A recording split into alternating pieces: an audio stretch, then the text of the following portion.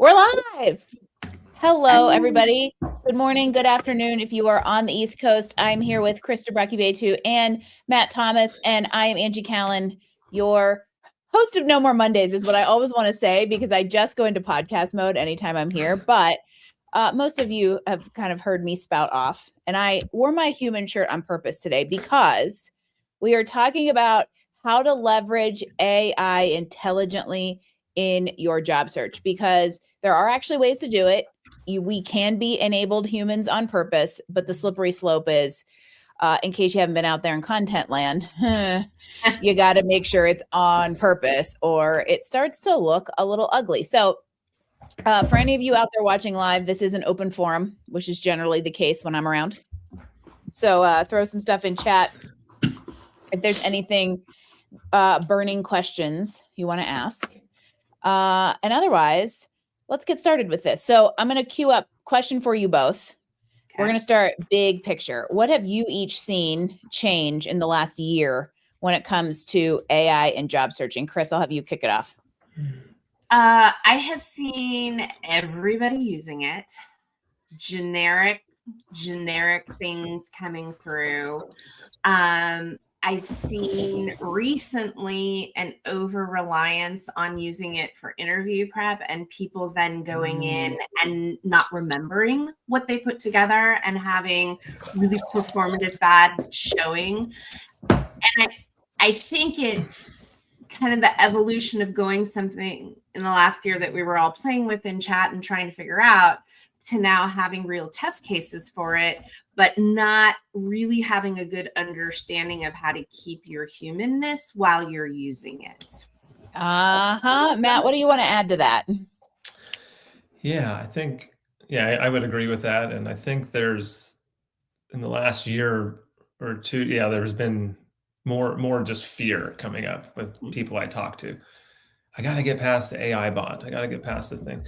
And it's really been around longer than we think, but it's getting obviously more prevalent, smarter. And then, as we know, like the AI interviews are happening more frequently too. Yeah, I would say one thing I'd add that I think brings all that together is we have just further removed human from human resources.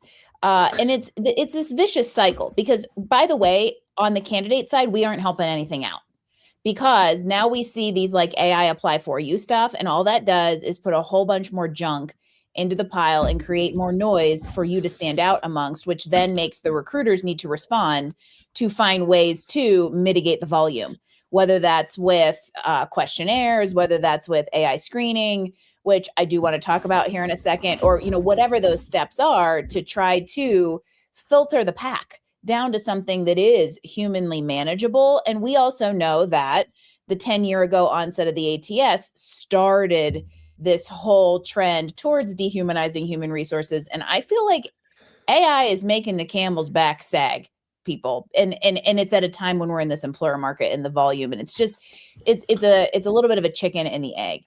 And so I'm curious, and Matt, you alluded to this, so I'm going to start with you, is for 10 plus years, we've talked about we've demystified the ATS and what it is and what it isn't. So right now, what are you seeing as far as like the quote unquote using job seeker language AI bots situation from an application stage? What has even changed there in your observation? Yeah, I mean, I think there's, for instance, I can't get too into it, but like our where I work, we were hiring for some more coaches actually, and probably 1,000 applicants. And so the first line was, our recruiters do skim them over, but also with the interview process, I was literally just talking to my recruiter about it. There was an AI agent literally asking the person questions, which actually it's intimidating, but it's almost like less bias in a way. Like if you know that you just have to still, either way, you're still speaking to your skills and how you can do the job, right? I mean, that's the name of the game still. Like there's a job because people need help. how can you be the help? You know? And the interview part of it, which I want to come back to in a second, is interesting because it is intimidating in one sense, but also if you think about it, it's completely unintimidating because you're dealing with a trained object that can't go rogue on you. And so there tends to be like a certain set of questions it'll ask. It tends to be more predictable is probably what I would say. Chris, I'm curious what you're seeing from your past recruiting days and keeping in touch with that end on the, let's demystify what we can about like ATS versus AI screening versus human screening versus that whole cluster that's happening at the time of application. Loaded question. You get to take it. I'll take it. I have no problem with this one. So ATS is still a filing system with Boolean search. That is it. That's the only thing. And I think the ATS is still getting a really bad rap for things it cannot do out there. It's just what the application goes into, and recruiters run whatever searches, click off whatever filters they want to extract candidates. So that then for the most part will get the AI tools and other things bolted onto it. And something that I think is really important for job seekers to think about. There's this assumption right now that every single company out there is running AI. Every single company out there is not running AI. Your Fortune 50s probably are. I'd say your Fortune 100s are. I think for college students coming into, well, they're kind of past, but still for, internships where they're having thousands of applicants for these jobs, they are going to be using AI tools to just sort through things because humans, recruiters at the desk can no longer deal with the volume. Yeah. So if somebody is looking at a small to mid-sized company, if they're looking at more traditional conservative companies, or even some companies with high compliance, they're going to find a lot less of the AI tools. So you've got your ATS, then you've got your AI tool. And the AI tools, there's statistics out there, I want to say, on this AI interviewing that 30-40% of the people are just refusing to interview through these tools altogether. So if you're somebody who is okay with it, you already have a step ahead of the competition because 30-40% of the people are self-screening out of those interviews. And that's the point, everybody. That is the point. A lot of these, what we feel like are hoops to jump through before you ever talk to a human, that I don't love, but again, we have all contributed to the almost need to weed out the volume somehow. These are like just the rules of engagement, and you have a choice on whether you engage in them or not. However, they are exactly what Chris just said. It is a weeding tool, even more so than it is to actually like evaluate your experience. Now it's going to do both, but if you can weed out half the pack right away, it's very useful. And so maybe a good way to talk about this is, for years and years, and I'm curious, I think, Chris, to hear your response to how I think about this, which is, for years and years and years, people thought the ATS was this, like, they thought it was what AI is kind of maybe sort of doing a little tiny bit of now, right? But really it is a database and it gets parsed, period. But also, guess what AI is, everyone? A database that gets parsed. And so to me, it's probably just a little bit more robust version of what we see with ATS, especially outside of our like FANG level companies. If you're applying there, the recipe at FANG level companies, I'm just going to tell you all, has always been go find a human. The chances that you're getting pulled out of a stack of a cold application at a company like that were slim before AI came into play. So that ultimately to me means we need to focus on job searching the way it's been for the last 8 years and ignore the fact that now there's generative AI layered over the top, because really it's not that much different that we should be concerned about it. Does that feel right? Okay. No, that feels absolutely right. And, And another thing too, with the AI going into the ATS and getting bolted on for different kinds of searches, is if I know this isn't a LinkedIn conversation, but if you looked at what LinkedIn has done with their AI as it relates to LinkedIn Recruiter on the back end, with how it weights the skills, those 100 skills in LinkedIn, if they're connected to your most recent experiences, give you a stronger weight for a recruiter using LinkedIn Recruiter. So thinking about that technology in what they're overlaying in the ATS, if you say you've used a particular piece of software within the last 2 years, or your sales numbers are actually on there for your last job, that's going to get weighted heavier than anything you haven't put into the experience section. So there's a lot more logic behind the searches. When I was a recruiter, and if I was looking for SAP software, but they had it 3 jobs ago, I personally had to figure out where they did it. And sometimes that came down to talking to people in the interview to find out if it was recent or not. So these technologies are allowing recruiter to make the matches faster that they're supposed to be making for the end user. Yeah. And if you are an end user who, I'm going to go back to all the way number 1 of these Job Seeker Summit mini momentum series, we talk about clarity. If you have the clarity of what you're targeting, you have already done that work and it shouldn't matter. So for a very long time, put earmuffs on, any children in earshot, I have said, fuck the ATS. And I think that is still very much true, right? Humans still hire humans. We have just put a whole lot of obstacles in the middle of the gauntlet there. But ultimately, if you know, and you have clear targets of what you're looking for, your strengths, and you know how to articulate that to the end user, you will get through each obstacle in the gauntlet, whether it's AI, another human, whatever it is, with enough success. That to me, like, we get really caught up in this on the front end, but ultimately it just derails productivity in the long run. If you just know exactly what you're looking for and you've been well branded, it will work out in the end, which is probably a good time to talk about using AI for the branding and the documents. So, Matt, what are you seeing, or what are you coaching people on as far as using AI for resumes, LinkedIn content, and the actual job search materials? Yeah, and I think Chris alluded to this slightly at the beginning, like everyone is using it now. And so it's almost like we can assume people are using AI to do resumes. Let's just make that assumption. Yes.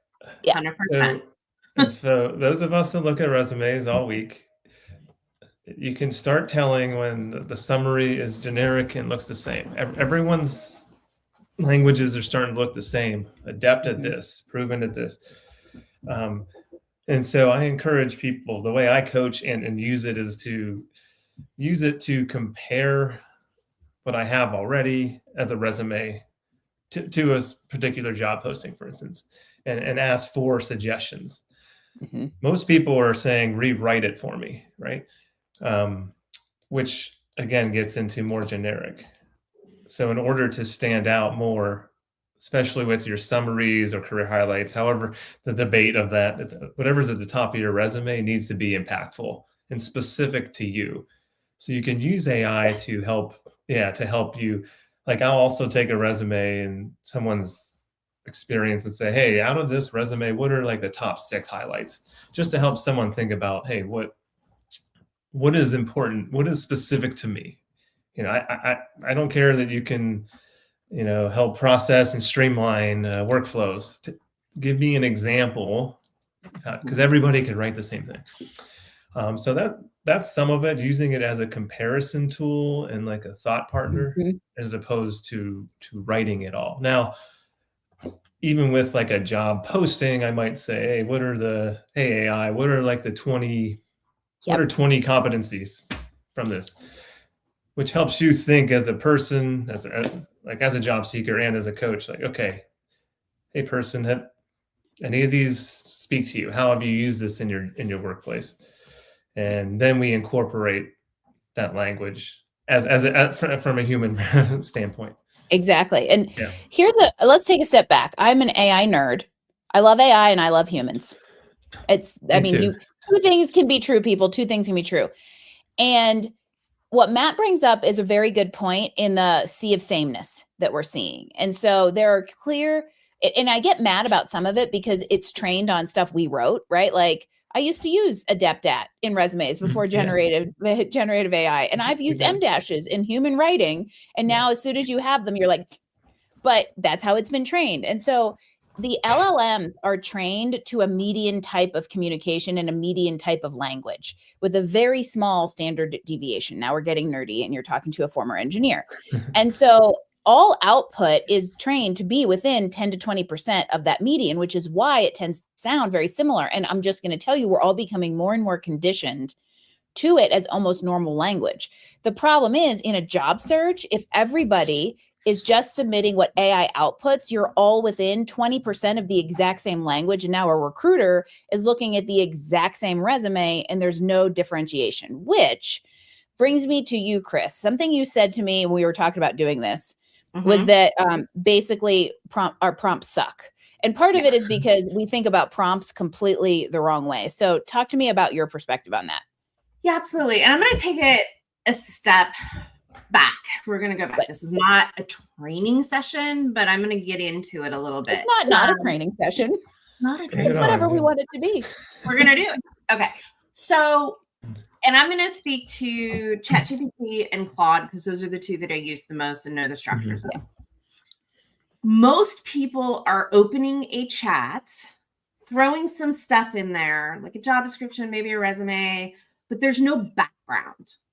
And what I tell my clients, my coaching clients, is if you choose to use AI, because you don't have to. We make this sound like everybody has to.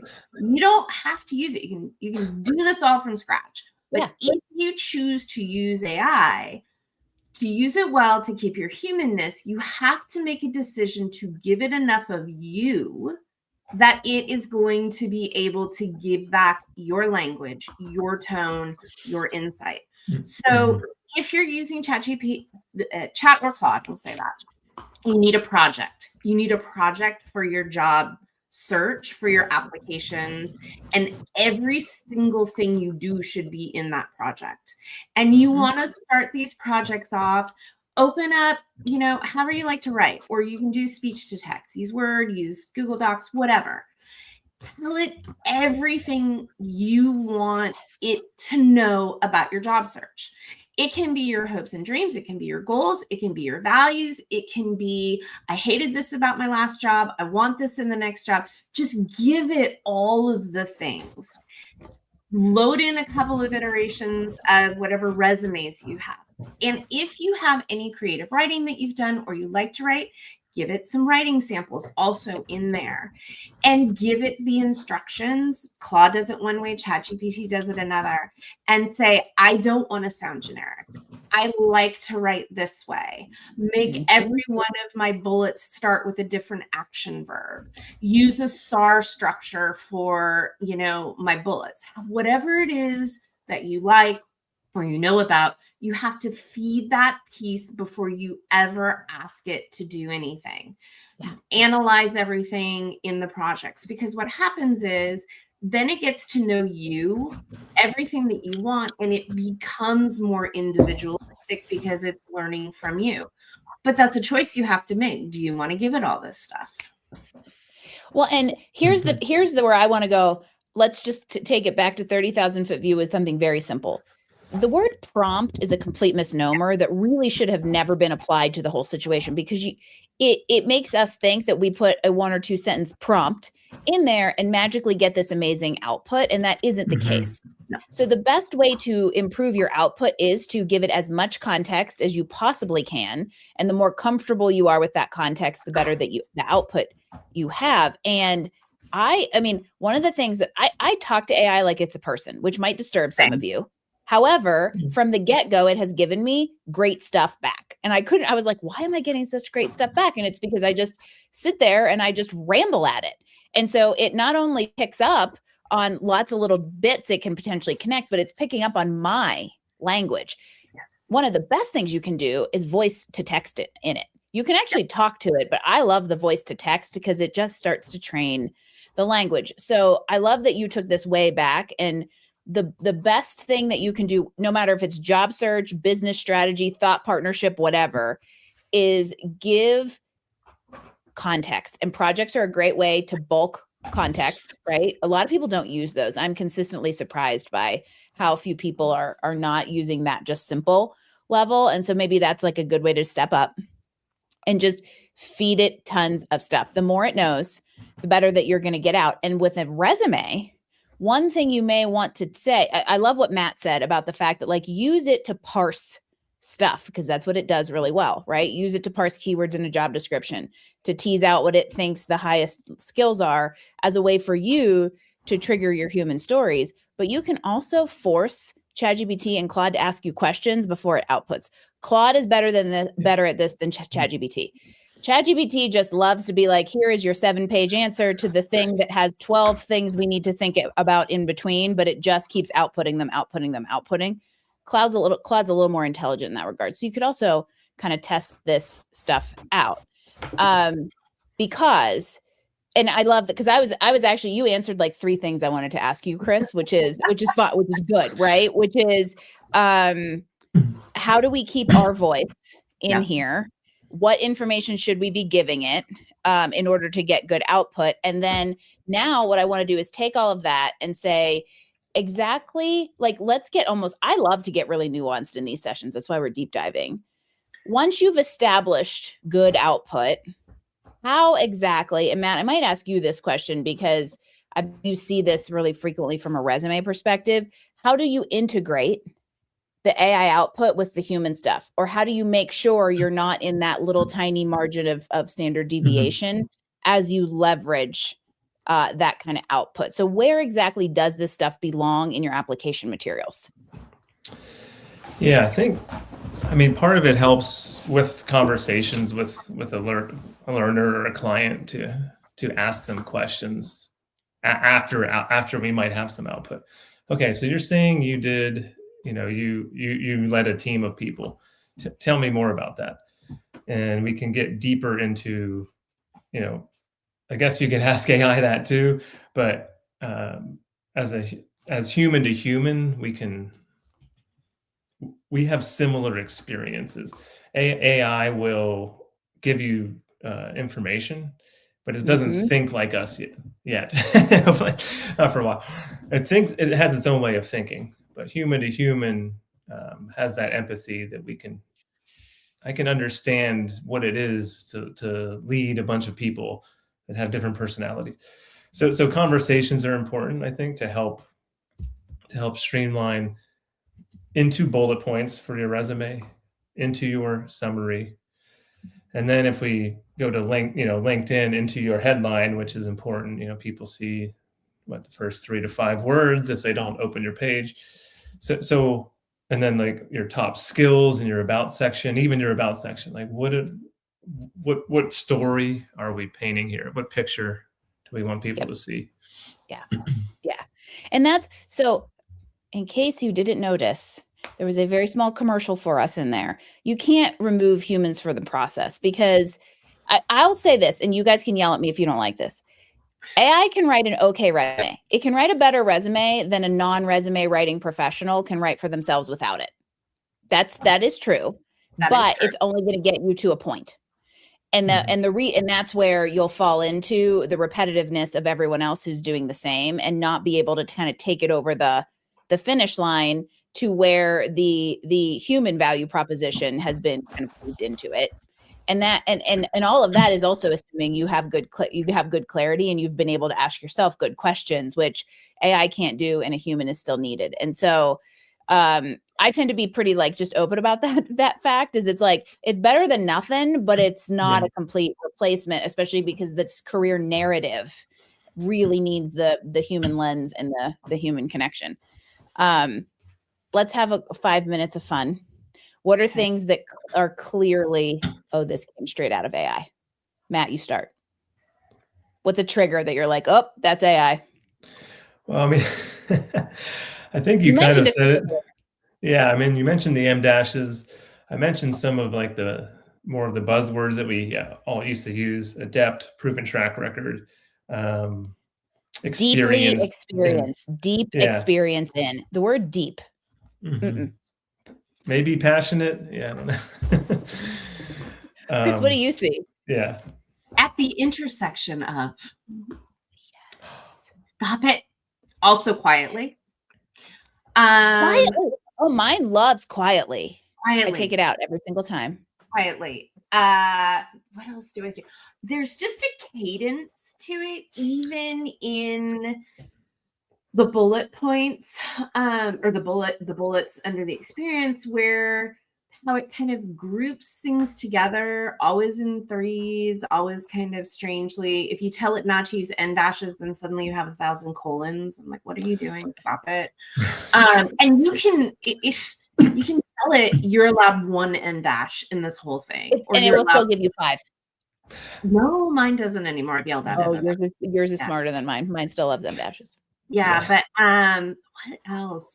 And there's just some strange short sentence structures. I see it more around sentence structures and just this weird choppiness that I'm like, oh, that doesn't read normal. And I'm probably going to fail at coming up with an example. What I have seen is there, and I don't know why this is the case, because you would think these things are trained on like current and what has always been the same English sentence structure. But I find it will take the modifier and put it at the end of the sentence instead of it going with the thing that it should be modifying. So like if you're saying I'm going to a place to do a thing, it'll say I'm doing the thing at a place, but it comes across really clunky, and all of a sudden has this little hanging modifier that, I'm sorry, is not how I learned English in 8th grade, with all the little things that were magnets on the chalkboard and the little prepositions that looked like the state of California. And remember all those little pieces that we used to like learn sentence structure? So diagramming and all that. Yeah. What is Scott? Scott says AI giveaway, excessive contrast framing. Yes. The other thing, and I get a little bit peeved about some of this, because these are like, they're styles that I did write in, and now I feel like I can't. But it would say, but it's more aggressive. It'll say things like something and something isn't about this. It's about this. Yes, the contrast framing, right? And so I think is one important thing is, no matter how you're going to leverage AI anywhere, whether it's in your documents, your LinkedIn profile, your content, business owner, read it out loud. If it doesn't sound like you, change it. Because the last thing you ever want to do is copy paste. That's a huge mistake, in my opinion. Chris, go ahead. Well, one thing I think for people who are starting to use this for resumes or trying to use it for resumes, it makes it easier if you don't have it edit or work with you to iterate the entire document. Do it in chunks. Do it in chunks. Start with the summary, start with each section, because you can also say, and Angie, I love what you said about making it ask you questions. Kind of going back to that piece too, if you give it a bunch of information, the last thing you should write is there anything else you need to know to give me what I'm asking for? And then I'll do that. But when you do it in chunks, like say you go in and say, hey, help me write the summary for my resume. That's all you should be doing. Then you can tell it just for that summary what you want it to sound like. And then you can say, give me 3 options. And when you ask it for options, then you can pull pieces from all of it, rewrite it, smooth it, and it becomes more of your iterative partner than something you're going to cut and paste. And absolutely too overwhelming for the average person who's not a resume writer, because writing resumes is not fun. It's not easy. It's not. It sucks. I mean, I've been a resume writer for years, and I'm going to tell you, writing resumes is not fun. But it's a necessary evil, and I do think if you can use it as your writing partner to give you lots of ideas, you're going to have yourself in the document, and better than what you could have done sitting in a room by yourself. Writing partner, not writing replacement. Matt, go ahead. I like that. Now, I'm just going to add, I like that part about the chunks, right? Like, for instance, I might because sometimes people will tell me I don't know how to quantify my work. So sometimes I'll take their bullet points and ask it, here's this bullet point, quantify this bullet point, like with a variable, like put an X, and it will kind of, AI will give you some kind of sentence, maybe giving you an idea of a number that you hadn't thought of. And then you can start thinking about it. So I do like Yeah, that. so you almost like force it to stick a placeholder in there. Yeah.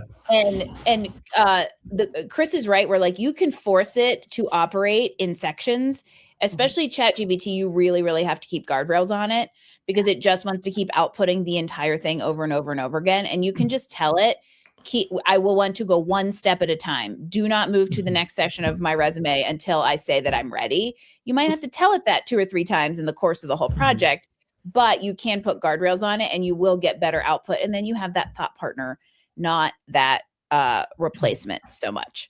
So I want to take a hard left. Chris, you wrap it. No, yes. One more thing. When you do it in chunks and you get in an interview, you will remember what's on your resume. Yes, also. you will. Because when it spits out the whole thing and you get into an interview and maybe you scan it, because we all read so fast and we don't read deeply, you will remember it more and you will perform better in the interview. That is, you said that at the very beginning, and I'm glad you brought us back to that, because especially in ChatGPT, it just outputs so much stuff that you're skimming it. And if you're using it to prep for the interviews, it can't help your memory once you actually are sitting in the room. And ultimately, you shouldn't be memorizing what you already know about yourself anyway. You should just organize it in a way that it's easy to like recall, which it can help you with. It can help you structure some of that stuff, but at some point you have to get out of there and just go be on your own with it. I want to take a hard left turn and come to you, Matt, because you said something that I thought was really interesting, and that is about how upskilling has become kind of prevalent. You live in a world that is upskilling.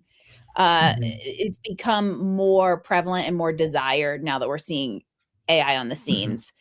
So tell me a little bit more about that. Yeah, I mean, as you know, some know, I work at Guild, which is education tech companies. And we probably work with, I don't know, approximately 100 employers, partners right now. And they each have their own catalog of courses that their people can take. AI, I was telling them, has increased.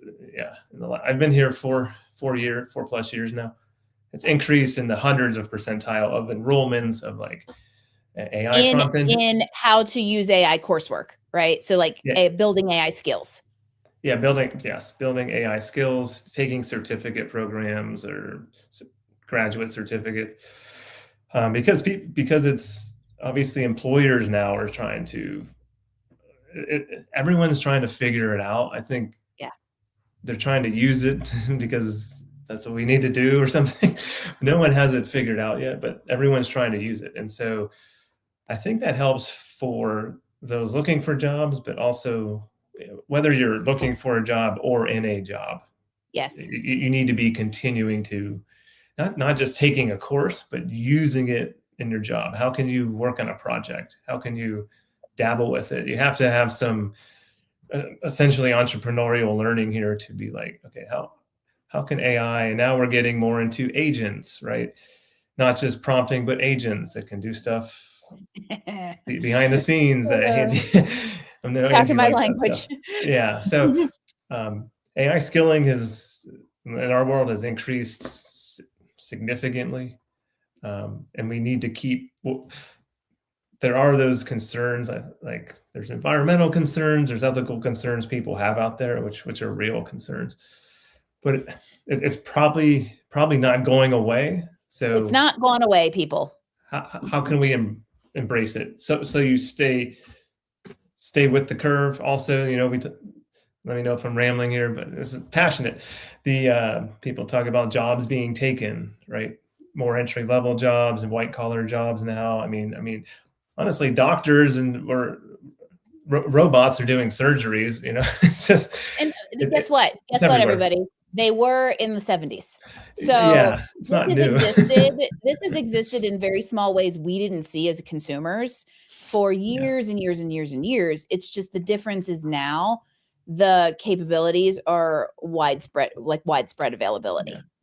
That's what feels like it's changing things. Yeah. And you bring up several good points in there that I'll highlight. This is why I do believe on being an AI enabled human on purpose.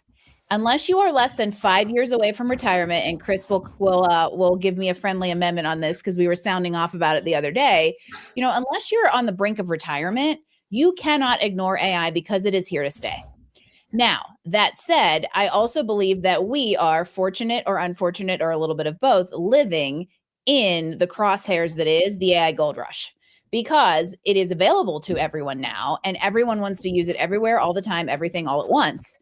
And I think that there is a weird dichotomy in corporate America of let's use it for everything without any governance or any clear plan there, which leaves an individual out there trying to figure out how to get upskilled, and also while being terrified of whether or not they're going to keep their job. And we've got this whole mess of, like quote unquote adoption without clear guardrails. I think that the dust is going to settle on that in the next 18 to 24 months. We're just in the onset of it right now, which is a really interesting place to be in some regard.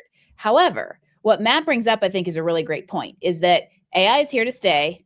We can't ignore it. I believe that there is an intentional, ethical way to use it that enables us and enables our intelligence without replacing it and without replacing our purpose. Right now, individually, we have to figure out what that upskilling looks like, because there probably isn't a clear pathway internally. And from a resume perspective, we're now looking at things we need to be able to showcase as accomplishments. So you can't just put ChatGPT and Claude in there as an area of expertise and a competency. We need to now it goes into the achievement-based things that we want to be able to prove through an outcome. And Chris, I know you've got something to say. So what is it? Chris is ready. So, when I think about this piece and what I about 6 months ago really started to do with my clients when I talk through them is we have a whole conversation about AI adoption at work. How is their company using it? And you're right, Angie. Most of these companies are saying, use AI as much as you can. We're paying for it. We're bolting it on. Use it as much as you can. And I think that's going to change a little bit, because I've heard some things from my clients about consumption models versus regular monthly reoccurring revenue models, where these companies are going to be charged lots of money for consumption and token use. And it's going to drive some changes in the marketplace. But people have to be intentional. And we talk about this all the time in job search: intentionality, clarity, everything. When you are sitting in your job right now, if you're employed and they're asking you to do something with AI, this is where you need to start taking good notes, because you need to be able to go into your interview and say, this is how AI was adapted. This is what I did with it. Here are my results. Yes. It can't just be, oh, hey, I took all of Anthropic's 7 courses and I'm ready to go. You have to show application.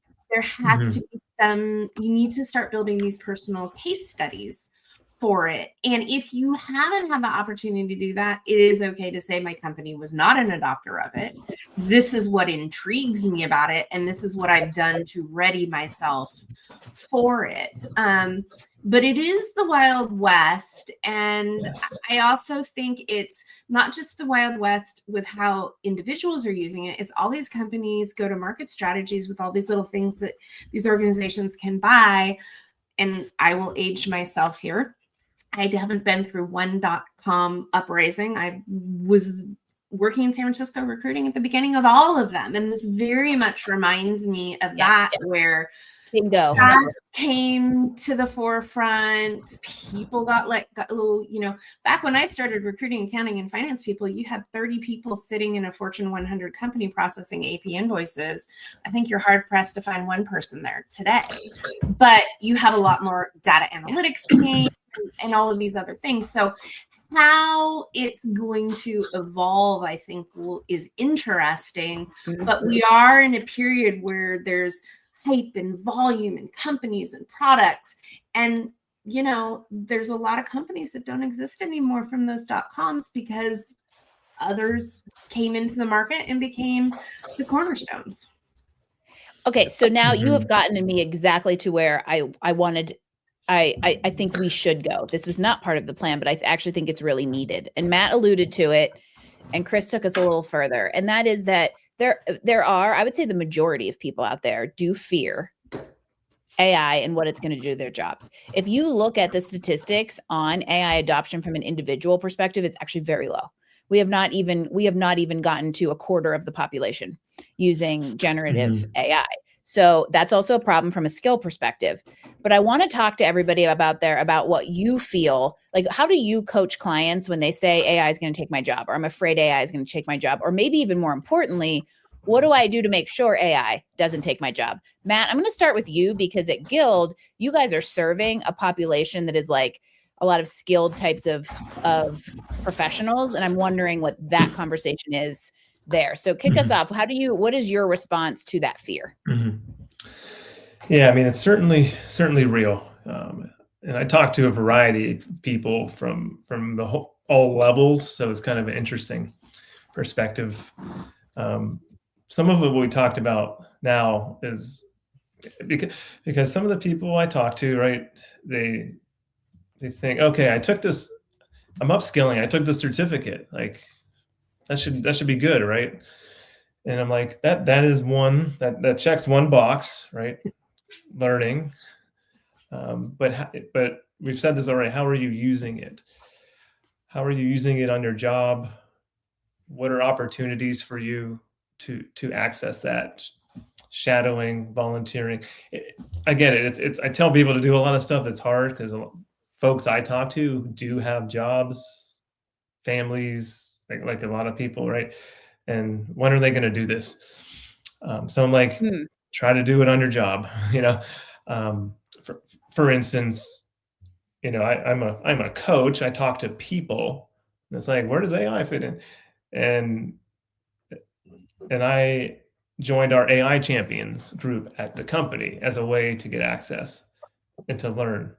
And so if there's opportunities like that, that's what I'm talking to people about. Like we can only control what we can't control. Yeah. The macro climate, right? We can control how am I learning this? There's another hour. Yeah, sorry. How am I using this? I mean, the fears are, valid. I think it's a fearful time because companies are spending, like you said, spending lots of money on the AI software, which is trying to create more efficiency, which might reduce jobs. So coaching around that is about what people can control. Yeah. What can you do on your job? And if you're not working now, like, how can you be working on projects to show that evidence and application, like we said? And Chris, I'm coming to you in a second, but I'm going to tie a couple things together. Scott in the comments says, I'm not going to lie, I enjoy watching companies realize when they've over-indexed. And I 100% agree.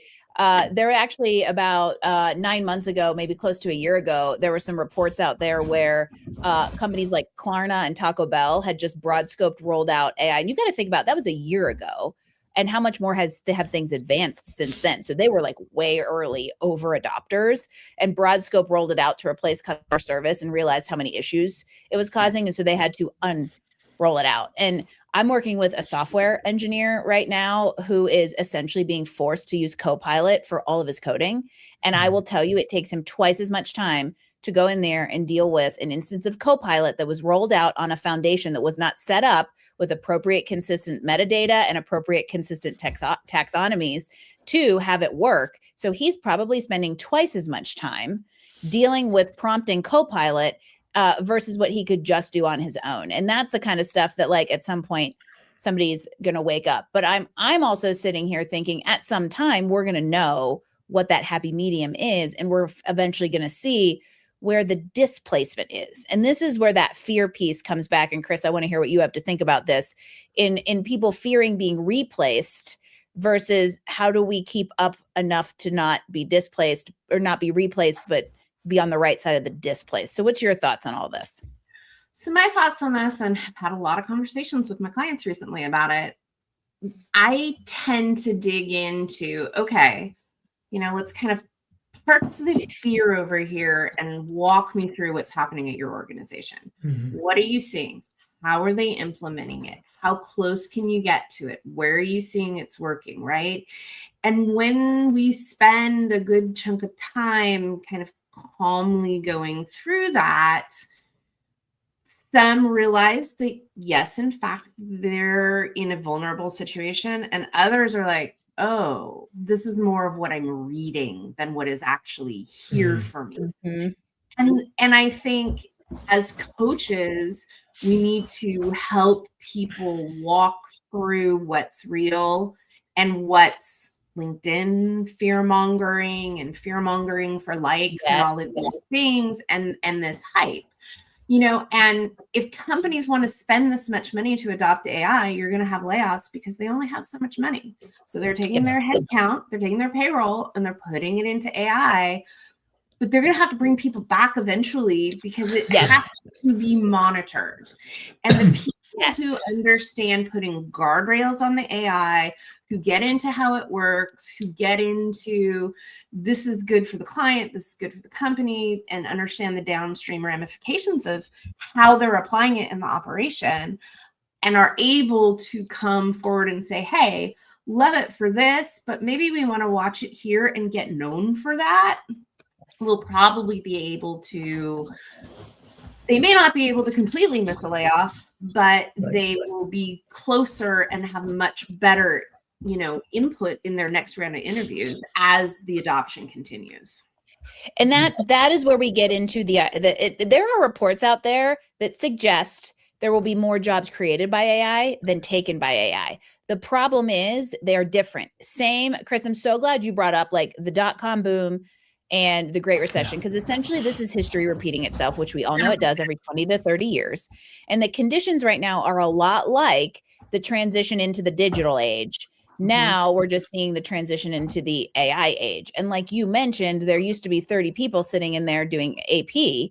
Now there's one, but the other 29 are all now represented by people developing the software that keeps that person from needing 29 other people, right? And so you've got to think about, and that doesn't mean that somebody that's a bookkeeper is going to go be a coder, but in a way, that's why we see the statistic of there being job creation instead of net job loss. The problem is the workforce makeup doesn't match. And so as an individual, what I would tell you is how can you upskill yourself? How can you position yourself to be on the right side of a displacement so that if the exact function you have now is replaced by an AI function, you can go beyond the other side of it. For some reason, I'll use the example of a contract manager. Right now, somebody that managed contracts writes them, most likely. Newsflash, there is already software out there that will write contracts.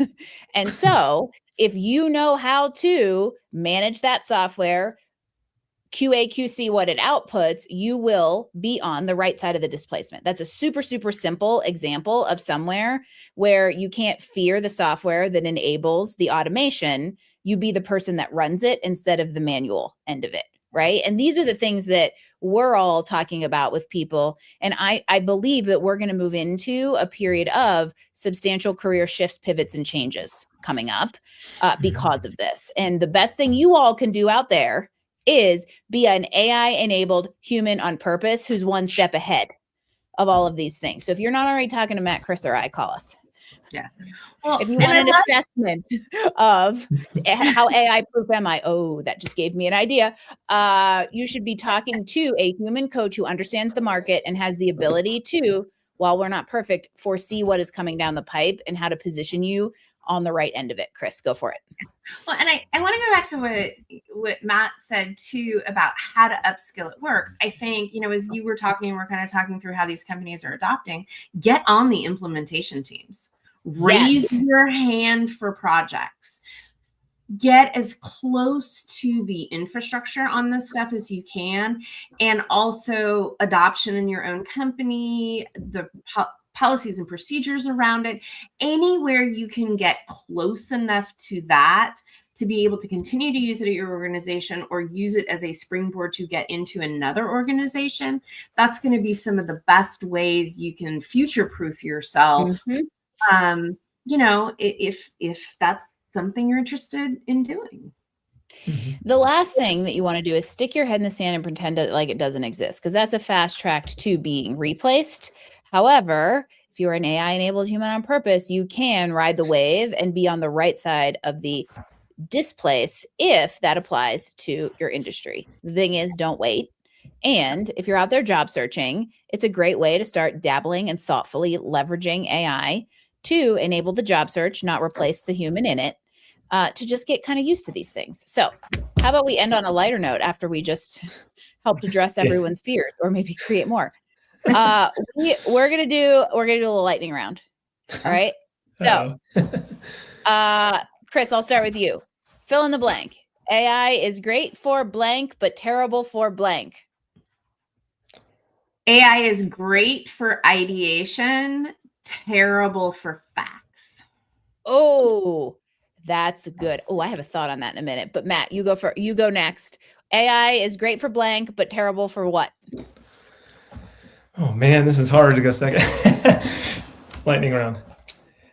AI is great for, I'll change it around, thought partnership, but bad for connection, like human connection. Ooh, and actually, oh man, now I have to commentary that, because it is really easy to sit there and be in a conversational loop with an inanimate object forever without ejecting yourself and going to get either human input, or even if it's not related to the conversation you were having, just human connection.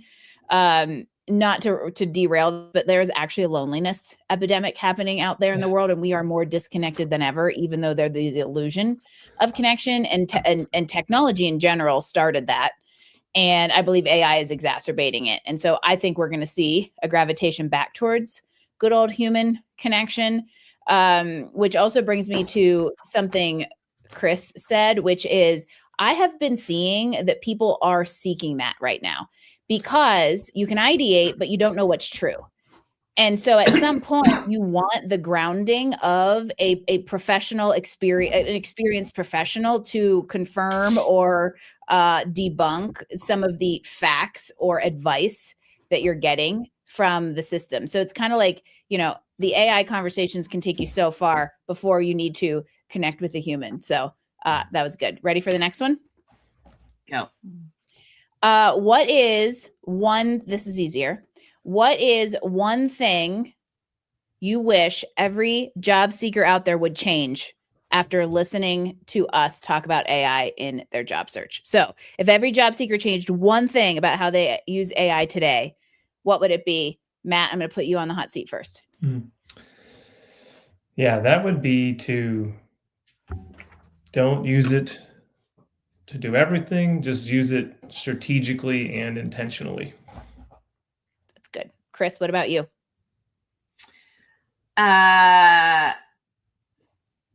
Stop relying on it 100%. Break the stuff down and write some of your own things.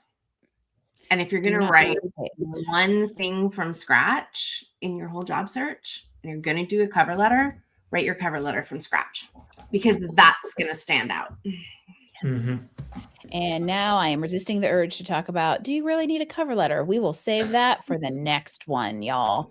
Which, by the way, usually I announce the next one of these here. We're going to take July off because the first week of the month falls 4th of July. So we're going to take July off. Also, I am on the Great Road Trip in July, so I will just take a little hiatus, and we'll be back with you all in August with people and a topic. TBD. Would love suggestions on if there's a deep dive you want me to do with some of our coaches from the Job Seeker Summit. Drop me a note here on LinkedIn and let me know. And as we close things out, you're each getting the same final question. Chris, I'll start with you. Let's put our future thinking hats on. 5 years from now, what do you think will differentiate a successful candidate when everyone has the same access to tools? Communication and clarity. It always comes back to that. No matter how many tools we have, it's about communication and clarity. Mhm. Lack of clarity in a job search is more detrimental than a bad resume. When you visit me when I'm dead, that'll be on my gravestone. Matt, what do you think? If in 5 years, what's going to set people apart? I mean, it sounds cliche, but I think it's still going to be relationships. Mhm. Yeah. Look how simple that all was. And so, what I want to leave you all with, first of all, thank you, Matt. Thank you, Chris. And if you're not already following them here on LinkedIn, or if you're out there watching on one of the other channels, come on over to LinkedIn and follow all of us, because these two put out really great content related to this to just help you continue building AI skills, but more importantly, remaining an AI enabled human on purpose. Because if you hear what Chris and Matt just both said, as far as clarity, communication, and relationships, that's the wave of the future. And to me, I will wrap all of that up with telling you human skills. Human skills are where the market is going. And we, oddly enough, my newsletter went out today, Human on Purpose. And I talk about the fact that soft skills need a rebrand, because that was just a real bad term applied to them 30 years ago. And ultimately, it's human skills. And I believe they're the thing that is really going to differentiate us, as long as you can apply them to an AI enabled environment. And so, Yes. how's that for a really good conversation on not just how to use AI in your job search, but in your career development? Thank you both for being here, and I will see all of you in August for another Job Seeker Summit Momentum series. Keep in touch and let us know how we can help you. See you soon.